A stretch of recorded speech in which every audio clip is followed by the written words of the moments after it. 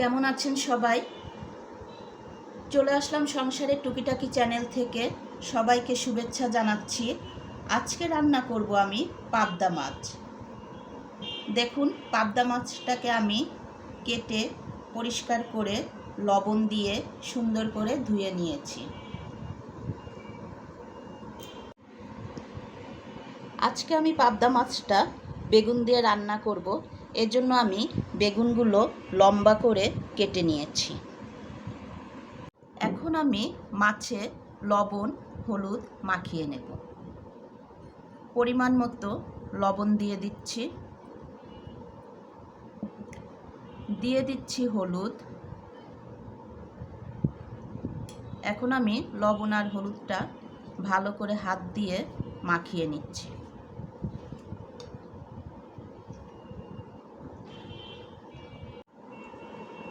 হয়ে গেল আমার মাছে লবণ হলুদ মাখানো। চুলাটি ধরিয়ে আমি কড়াইটি বসিয়ে দিয়েছি। কড়াই আমার গরম হয়ে গিয়েছে। এখন আমি তেল ঢেলে দিচ্ছি।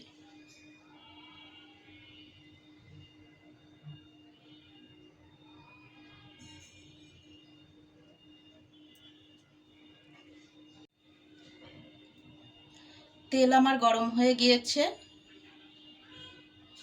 এখন আমি মাছগুলো দিয়ে দেব।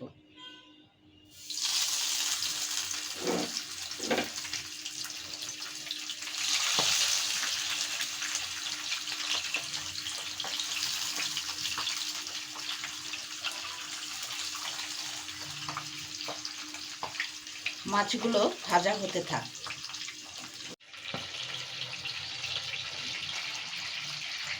এবার আমি মাছগুলোকে আরেক পাশ উল্টিয়ে দিচ্ছি।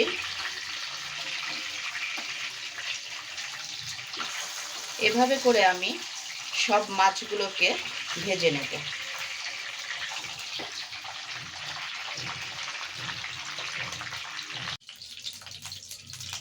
মাছ ভাজা তেলেই আমি বেগুনগুলো একটু ভেজে নেব।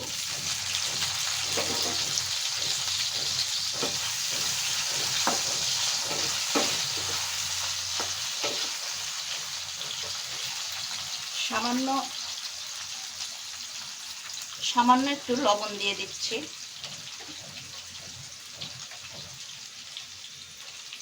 দিয়ে দিচ্ছি একটু হলুদ।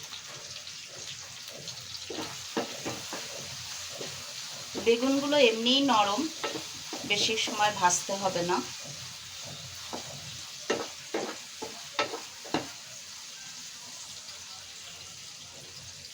হয়ে গিয়েছে আমার বেগুন ভাজা। এখন আমি তুলে নেব।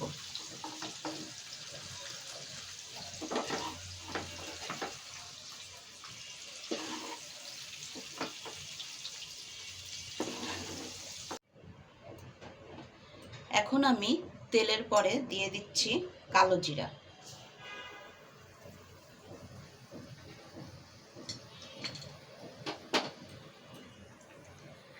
দিয়ে দিচ্ছি একটু জিরা বাটা। দিয়ে দিচ্ছি একটু আদা বাটা।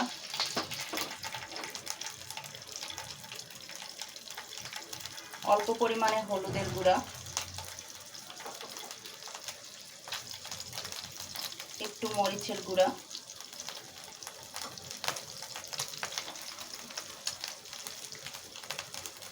দিয়ে দেব একটু সরিষা বাটা।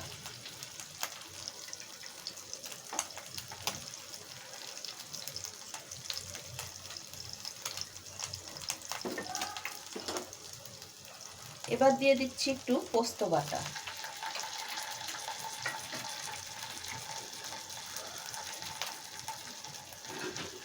এখন মশলাটা পুড়ে না যায় এজন্য একটু জল দিয়ে দিচ্ছি।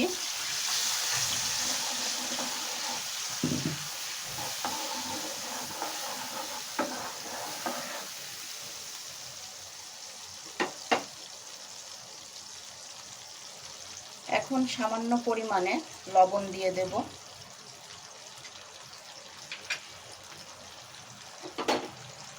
মশলাটা একটু কষাবো।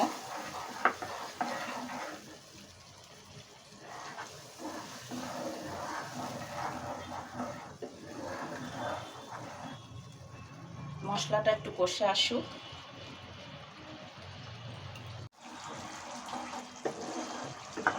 দেখুন মশলাটা কত সুন্দর করে কষে এসেছে। পোস্ত আর শস্য বাটা একসাথে দেওয়ার ফলে একটা সুন্দর গন্ধ বেরিয়েছে। এখন আমার মশলার উপরে দেখুন তেলটা উঠে এসেছে। আমি বেগুন কয়টা দিয়ে দিচ্ছি।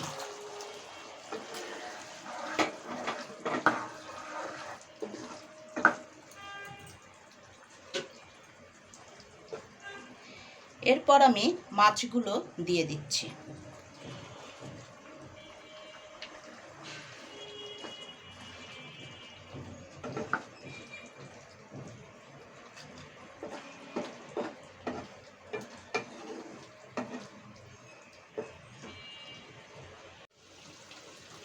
এখন আমি মাছে অল্প পরিমাণে জল দিয়ে দেব। পাবদা মাছ এমনি নরম, বেশি জল দেওয়া লাগবে না।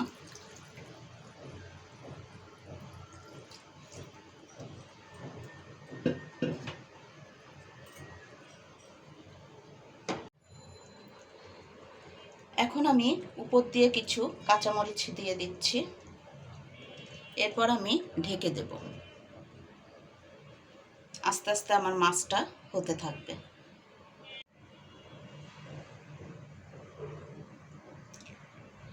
এখন আমি ঢাকনাটি উঠিয়ে দেখব।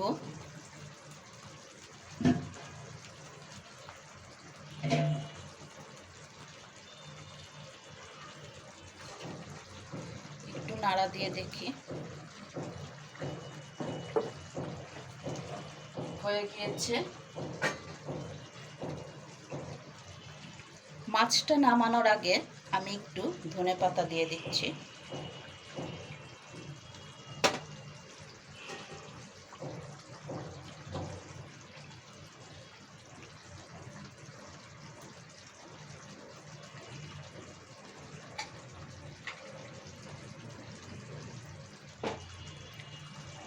হয়ে গিয়েছে আমার মাছটা। এখন আমি চুলাটি অফ করে মাছটা নামিয়ে নেব।